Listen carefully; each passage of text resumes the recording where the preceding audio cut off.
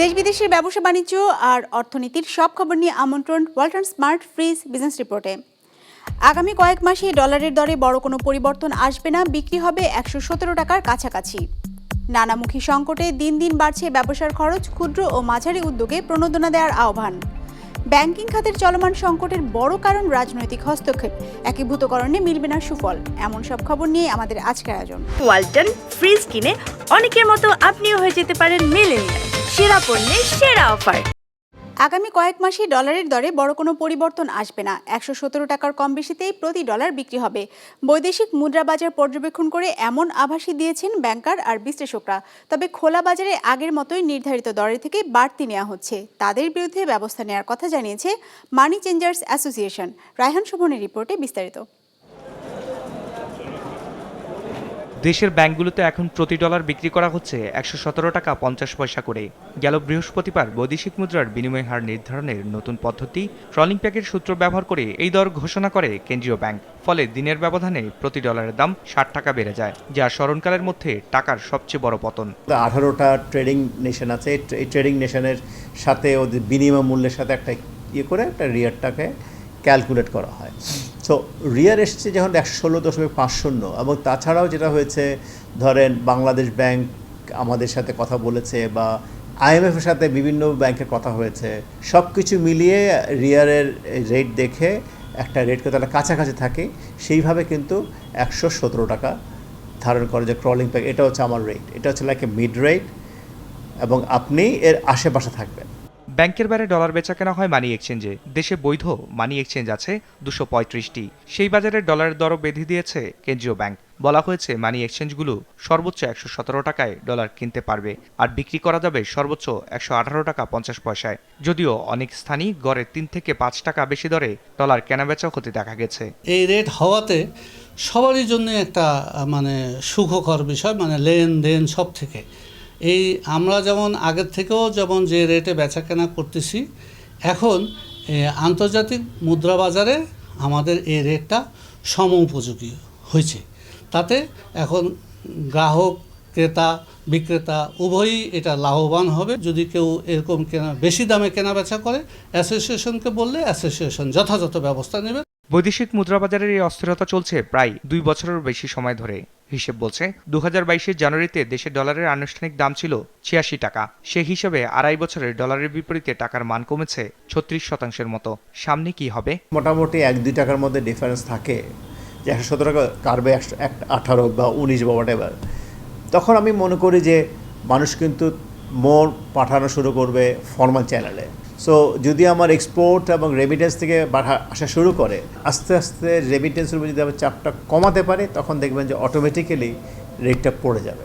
But এই পুরো জিনিসটা একসাথে কাজ করতে একটু সময় নেবে। ক্রলিং পেগের যে মিড পয়েন্টটা নির্ধারণ করা হয়, সেটা যদি বাজারে প্রকৃত মূল্য কি আছে বা ডলারের ভ্যালু কত হওয়া উচিত টাকার সাপেক্ষে, সেটার পাশাপাশি যদি আমরা রাখতে পারি, আমরা যদি মনে করি যে এটা আসলে কাছাকাছি দর, তাহলে হয়তো আমরা দেখব যে এই ক্রলিং পেগটা কার্যকর হতে পারে। কিন্তু যদি এরকম হয় যে আমরা যে ভ্যালুটা ডিটারমিন করলাম এখন 117 টাকা, কিন্তু আসলে মার্কেটে এইটার ভ্যালু যদি অনেক বেশি থাকে বা অনেক কম থাকে, তাহলে কিন্তু ক্রলিং পেগ তখন কাজ করবে। এইসব কিছুর মাঝে দেশের বৈদেশিক মুদ্রার মজুদ বা রিজার্ভে আবারও টান পড়েছে। কেন্দ্রীয় ব্যাংকের হালনাগাদ তথ্য অনুযায়ী নিট রিজার্ভের পরিমাণ দাঁড়িয়েছে 1997 কোটি dollar. Raihan Shovon, business report, Maasranga television.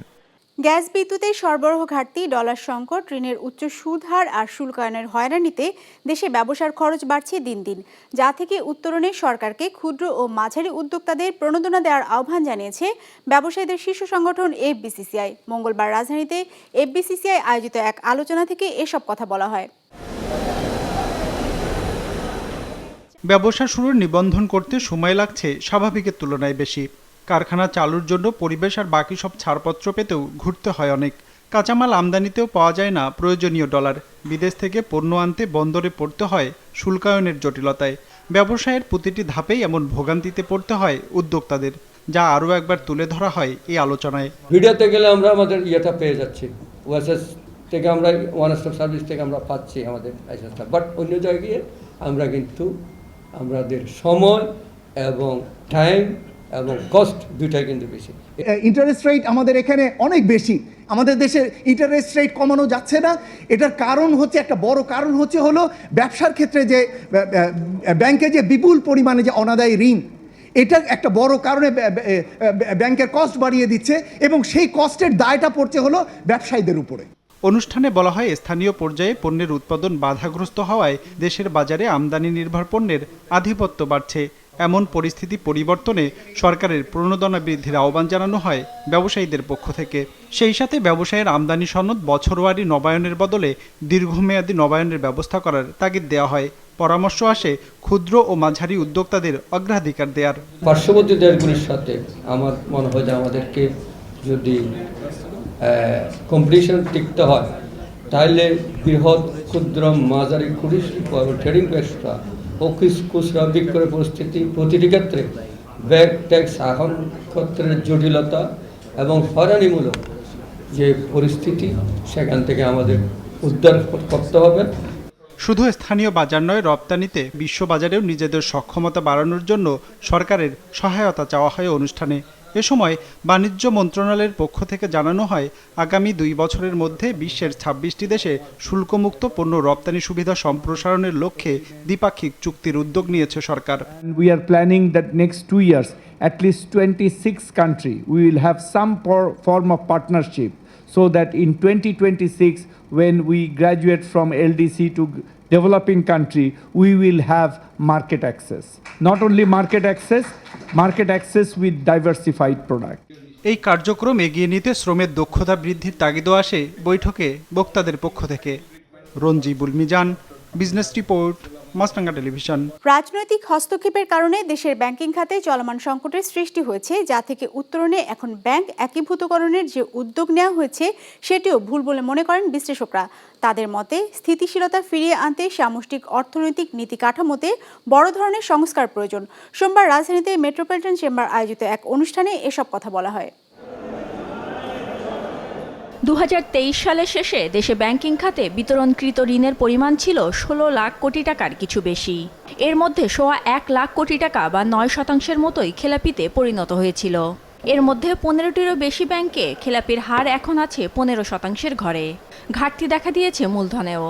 এমন অবস্থার উত্তরণে ধুঁকতে থাকা 5টি ব্যাংককে বিলুপ্ত করে শক্তিশালী 5টি ব্যাংকের সঙ্গে যুক্ত করার উদ্যোগ নিয়েছে কেন্দ্রীয় bank.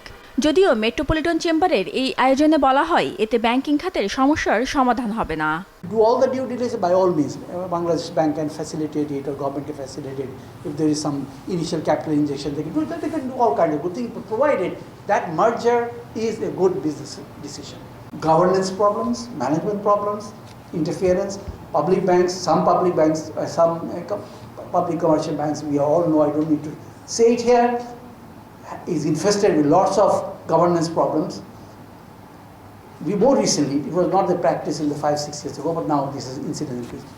Private foreign banks, they don't, because they are managed by the foreign corporate governance of the, and they're not answerable to the local business or the local politicians here. তবে শুধু ব্যাংকিং খাত নয়, সরকারের পুরো আর্থিক ব্যবস্থাপনায় সংস্কারের তাগিদ দেওয়া হয় আলোচনায়। বলা হয়, জ্বালানি খাতে ভর্তুকি দেবার ক্ষমতা নেই সরকারের। এমন অবস্থায় বাজেটে ব্যয়ের উপর চাপ কমানোর পাশাপাশি আয় বাড়ানোর পরামর্শ দেন এই অর্থনীতিবিদ। সুপারিশ আসে কর ব্যবস্থাপনায় অটোমেশন আর স্বচ্ছতা নিশ্চিতের। Why do we have this nuisance called reconciliation of income, expenditure, and wealth? It was created to create problems for people. Oh, you did not spend. Why did you spend 50,000 less this year than last year? You must have done it.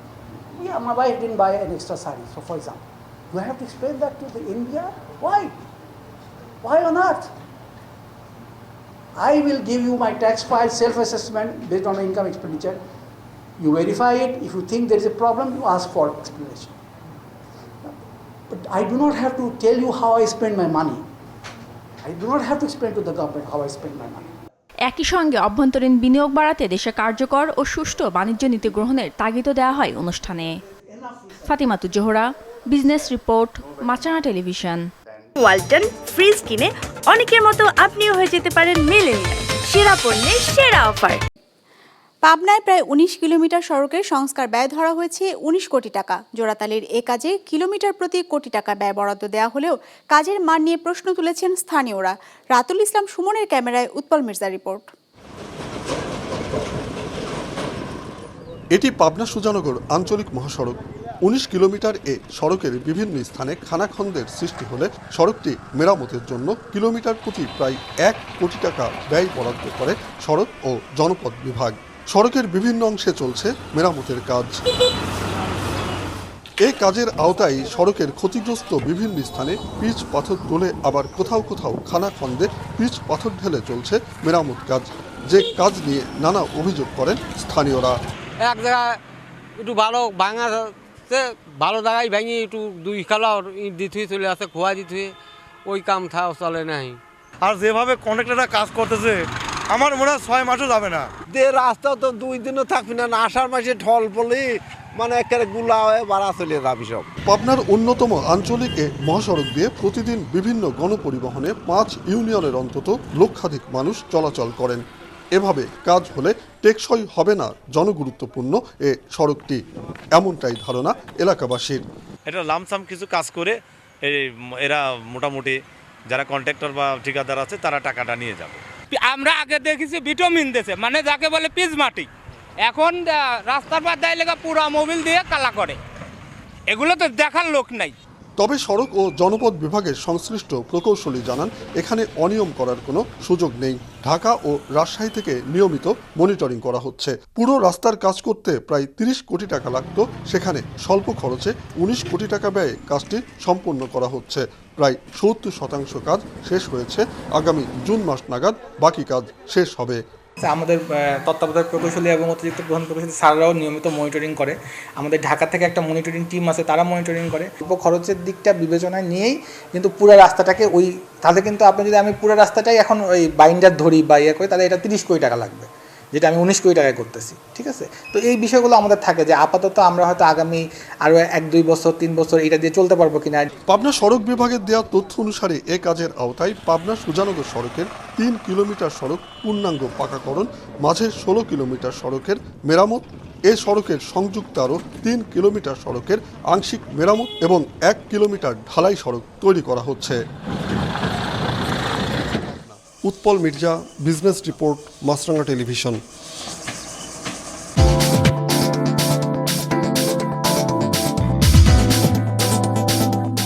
নেতিবাচক ধারায় শেষ হয়েছে Dhaka stock এক্সচেঞ্জের লেনদেন। সার্বিক সূচক DSC x ৮১ point কমে দাঁড়িয়েছে ৫,৫৮৫-তে।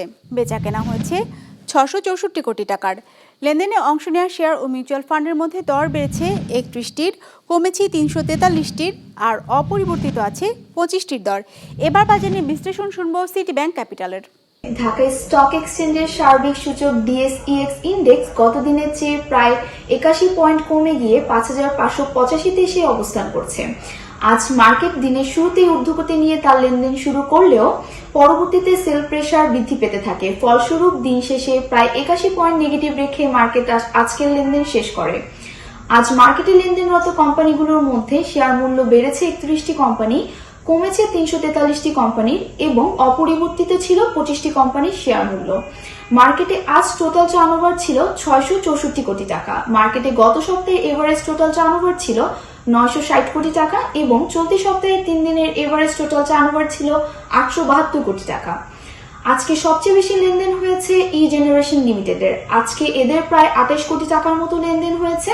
দ্বিতীয়তেই দেখতে পাচ্ছি ওরিয়েন্ট ইনফিউশন। ইন্ডেক্স কমার জন্য আজ বেশি কন্ট্রিবিউশন ছিল ব্যাকবিসির। গেনার লিস্টে প্রথমেই দেখতে পাচ্ছি রিলায়েন্স ফার্স্ট মিউচুয়াল ফান্ড, দ্বিতীয়তে আছে Khan brothers. Bill and Melinda Gates foundation থেকে সরে দাঁড়ানোর ঘোষণা দিয়েছেন বিল গেটসের সাবেক স্ত্রী মেলিন্ডা ফ্রেঞ্চ গেটস। সোমবার নিজের এক্স হ্যান্ডেলে এই ঘোষণা দেন তিনি।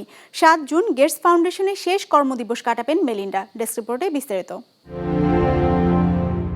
বিশ্বের শীর্ষস্থানীয় দাতব্য সংস্থা বিল অ্যান্ড মেলিন্ডা গেটস ফাউন্ডেশন, যা বিশ্বব্যাপী জনস্বাস্থ্য খাতে সবচেয়ে বেশি প্রভাবশালী সংস্থাগুলোর মধ্যে একটি।